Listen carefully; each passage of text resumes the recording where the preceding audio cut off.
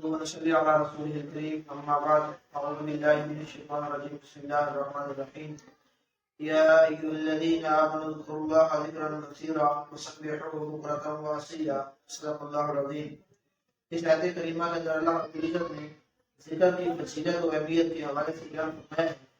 ذکر ایک ایسی چیز ہے جو انسان کے دل کو زندہ رکھتا ہے، اور یہ ایسی چیز ہے جو اللہ کے ہاں قرب اور مرتبہ حاصل کرنے کا بہت ہی عمدہ ذریعہ ہے۔ جنت کے اندر جنت کے 8 دروازوں میں سے ایک دروازہ ذاکرین کے لیے مختص ہے، جس سے صرف ذاکرین گزرے گے، کوئی اور اس دروازے سے جنت کے اندر داخل نہیں ہو سکے۔ نبی پاک صلی اللہ علیہ وسلم کے سامنے صحابہ موجود تھے۔ حضور علیہ السلام نے فرمایا رومیوں کا لشکر آ رہا ہے جن کی تعداد 60,000 پر مشتمل ہے، ان سے جنگ کرنے کے لیے کون تیار ہے؟ حضرت خالد بن ولید رضی اللہ تعالیٰ عنہ کھڑے ہوئے، کہا یا رسول اللہ میں تیار ہوں۔ حضور علیہ السلام نے فرمایا وہ 60,000 ہیں، بیٹھ جاؤ۔ تو دوبارہ فرمایا کہ رومیوں کا لشکر آ رہا ہے 60,000 پر مشتمل ہے تعدادوں کی، اور ان سے لڑنے کے لیے کون تیار ہے؟ حضرت خالد رضی اللہ عنہ پھر کھڑے ہوئے، عرض کی یا رسول اللہ میں ان سے لڑنے کے لیے تیار ہوں۔ حضور علیہ السلام نے پھر بٹھا دیا، تیسری مرتبہ پھر کھڑے ہوئے، تو نبی پاک صلی اللہ علیہ وسلم نے پوچھا کیا بات ہے جو آپ کو بیٹھنے نہیں دے رہی؟ تو عرض کی یا رسول اللہ جو لوگ زندہ کرتے ہیں وہ زندوں کی مثال ہیں، اور جو نہیں کرتے وہ مردوں کی مثال ہیں، یہ آپ نے فرمایا تھا۔ تو میں ذکر کرتا ہوں، میں چونکہ زندہ ہوں، اور وہ ذکر نہیں کرتے کافر ہیں، وہ مردہ ہیں۔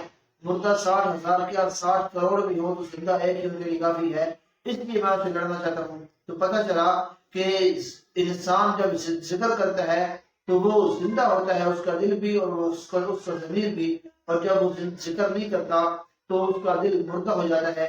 اسی طرح بستان اولیاء ایک کتاب ہے، وہاں پر ایک واقعہ لکھا ہے۔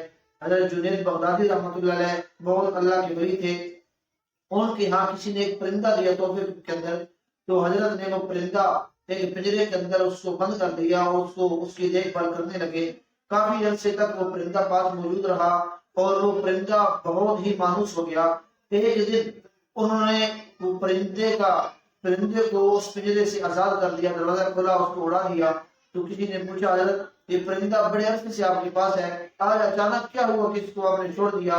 تو انہوں نے فرمایا بات یہ ہے کہ اس پرندے نے مجھ سے کہا کہ اے جنید بغدادی تو اپنے دوستوں کے ساتھ محفلوں میں لطف اندوز ہوتا ہے، ان سے گفتگو کرتا ہے، باتیں کرتا ہے، مجھے یوں قید کر کے کیوں رکھا ہوا ہے؟ تو میں نے اس کو پھر چھوڑ دیا، اور پھر جب اس کو چھوڑا پرندے کو، تو وہ پرندہ وہاں سے آزاد ہونے کے بعد اڑ کر وہ کہتا ہے جنید جب پرندے اللہ کے ذکر سے غافل ہوتے ہیں تو شکاری کے جال کے اندر پھنس جاتے ہیں۔ میں ایک لمحے کے لیے اللہ کے ذکر سے غافل ہوا تھا تو میں آپ کے جال میں آ گیا، اب کبھی میں اللہ کے ذکر سے غافل نہیں ہوگا۔ اور پھر اس نے کہا اے جنید کیا حالت ہوگی ان لوگوں کی کہ جو اللہ کا ذکر نہیں کرتے، اور ان کی قید کی مدت کتنی طویل ہوگی؟ تو پھر حضرت جنید بغدادی رحمۃ اللہ علیہ وسلم بڑے ہی افسردہ ہوئے، اور پھر اس کو وہ عذاب تو پہلے ہو چکا تھا، پھر کچھ عرصہ گزرنے کے بعد وہ جو پرندہ تھا پھر بھی وہاں سے قید سے آزادی ملنے کے بعد بھی کبھی کبھی آتا تھا ان کے پاس، اور آ کر ان کے دسترخوان پر بیٹھتا تھا، وہاں پر بیٹھتا تھا، اور وہ ان سے پھر دوستی ہو گئی، کھیلتا تھا، اس کے دسترخوان سے کھانا وصول کرتا تھا، کھاتا تھا۔ اور پھر جب حضرت کی وفات ہوئی تو وفات جب ہوئی تو وہ پرندہ ان کی وفات کو دیکھ کر تاب نہ لا سکا، مر گیا، فوت ہو گیا۔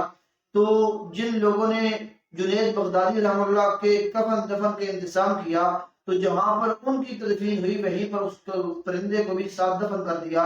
تو ہمیں اس واقعے سے سبق یہ ملتا ہے کہ انسان اگر ذکر کرتا رہے تو کبھی کسی مصیبت میں نہیں پھنستا، اگر ذکر سے غافل ہو جائے تو کئی سارے جال مصیبتوں کے اس کے لیے پہلے تیار ہوتے ہیں۔ اللہ تعالی ہمیں ہر وقت ذکر کرنے کی توفیق عطا فرمائے۔